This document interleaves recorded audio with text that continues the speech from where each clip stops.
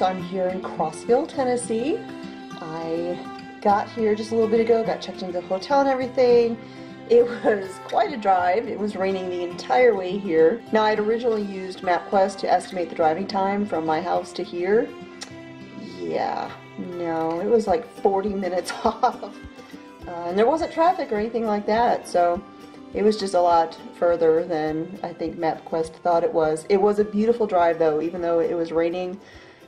Just driving through the mountains, country roads, almost the entire way here. So it was a lovely drive. I'm looking forward to the Great Appalachian Homesteading Conference tomorrow. And right now, I think I'm going to go find something to eat. I haven't even looked at a map or anything like that yet, so I don't know what's around. I do know that there is a good coffee shop here in Crossville, though. That was the first thing I looked up.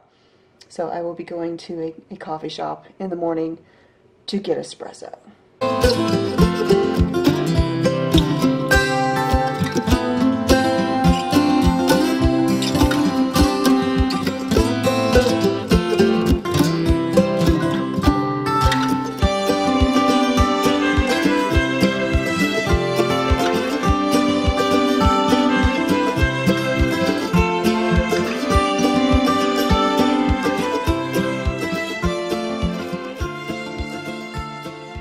Hey guys, so I am home. As you can see, I just wanted to give you a little bit of a recap of what all went on this weekend. First of all, on Friday morning, we got up to do our usual chores and went and checked on the rabbits, and lo and behold, we had kits. We had 12 baby bunnies. One of the females had 4 and the other one had 8.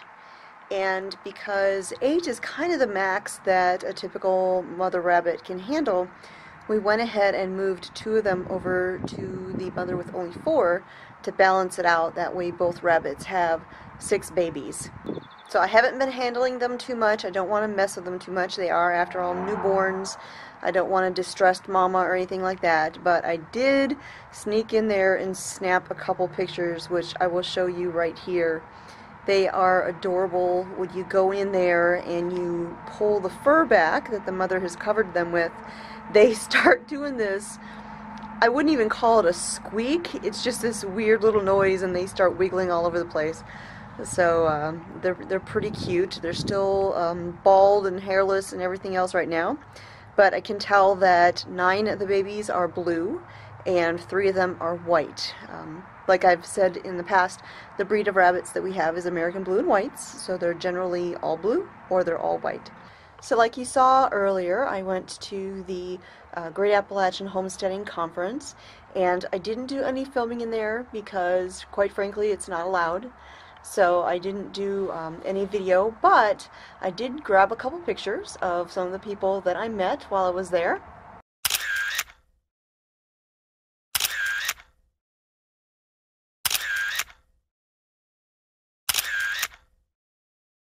So there's a couple things I wanted to say about this conference. First of all, I'm glad I went.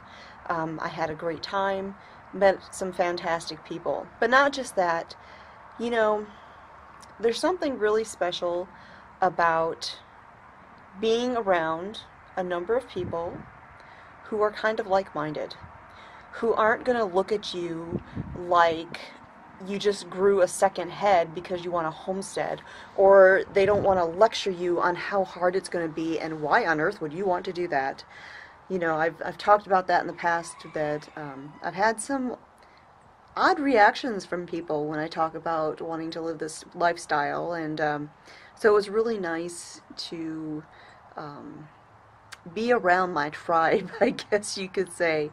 And along those lines, one of the people that I met there was Starry Hilder. She's a YouTuber, lives out in Idaho, and she spoke twice. And the first time she got up to speak, she started off with a prayer. And let me tell you, there was a lot going on in this center, lots of talking, lots of side conversations, and the second Starry said she wanted for us to bow our heads and pray, the entire building went silent like that. I mean, it was amazing.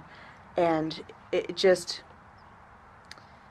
you don't see that very often. And I'm talking the adults, the children, everyone went silent. I don't think I've seen that much reverence in a church. It was astounding. But I had a great time, met wonderful people. Glad I went, and I did find out that there's going to be a homesteading conference here in Alabama. I actually wrote an article on my website yesterday and shared a little bit about that, and you can find that linked here and below. Now, another little update I want to share with you was this.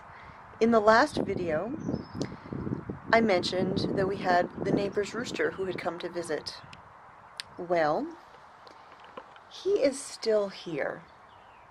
He's been here for about 3 or 4 days now. And, you know, I don't know how I feel about that. So we basically have 2 neighbors. One neighbor is kind of close to us. I can see their house and everything. Really nice people, friends with them on Facebook and all of that. And then we have some other neighbors that live a little bit further over, kind of on the other side of those neighbors, who I've only laid eyes on once or twice ever. Don't know them. So I messaged the mutual neighbor and said, hey, could you let the other neighbors know that their rooster is here if they're looking for it? So the neighbor commented and tagged the other neighbor on the Facebook post, and when they answered, the answer was a little, I don't know how to take it. So they joked about how their animals like to come visit. Their dog has been over here before, the ducks have been over here, which you've seen in a couple of videos. But this rooster's another story, because he's not going home. And in the post comment they said, well, let us know if he's bothering anything or if you want to keep him. Okay, it's entertaining having this little bitty rooster walking around and crowing and following you around everywhere and not trying to eat your face off anytime you get within, 50 yards of him, unlike the other roosters that we've had in the past.